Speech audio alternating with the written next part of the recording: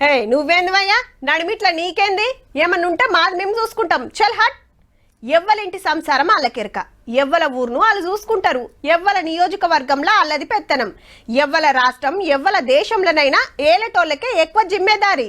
నలుగురితోటి మాట్లాడి ముంగటికి పోతారు అంతేగాని సంబంధం లేనోళ్ళు వచ్చి రుబాబ్ చూపిస్తామంటే నడుస్తుందా అని పొద్దుగాల బస్సులు వస్తుంటే ఇద్దరు మాట్లాడుకోగా ఇన్ననుల్లా వెనక సిరి సంజయింది వాళ్ళు విన గిదే ముచ్చట గురించి చర్చ చేస్తుర్రని.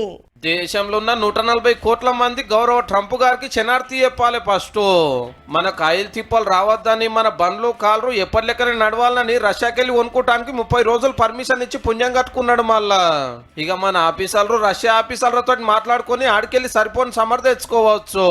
అవు మరి యుద్ధం చేయబట్టికే హర్మోజ్ జలసంధిని మూసేసింది ఇరాను. గా నది పొంట వచ్చే నౌకలనే ఆయిల్ వస్తుంది మనకు. ఓడలాడ చిక్కబడి గల్ఫ్ దేశాల పరిస్థితి మంచిగా లేనందుకు ఆయిల్ తిప్పలు వచ్చే డేంజర్ ఉంది. దేశంలో ఒక 50-60 రోజులకు సరిపోని మాలే ఉందట. హోరక్కో నాకు దొరుకుతుందో లేదా అని కొందరు పెట్రోల్ బంకులో కురుకుతున్నారు ఫుల్ ట్యాంక్ వేయించుకుంటానికి. గిసొంటి అమెరికా అధ్యక్షుల వారు మన మీద దయ చూపించి రష్యా నుంచి కొనుక్కోటానికి ఓకే చెప్పిండు.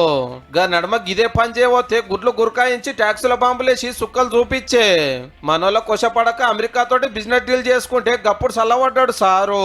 చెల్ గిదేం తరిక, మనం ఏం చేయాలనో ఎవల కంచెలు ఆయిల్ తెచ్చుకోవాలనో గాయన ఎప్పుడైంది మన మీద ట్రంప్ పెత్తనమైందని ప్రతిపక్షాలు గరం కాబట్టే.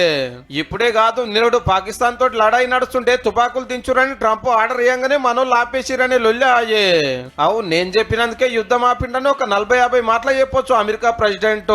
ట్రంప్ నా దోస్తాను అంటావు, మరి గిదేం చక్కదనము ఆయన మనల్ని ఆపించుడేందని ప్రతిపక్షాలు పబ్లిక్ అంటున్న మాట. వెనకాల రాజకీయం ఏందో గాని పెత్తనం చిన్నగా లేదు.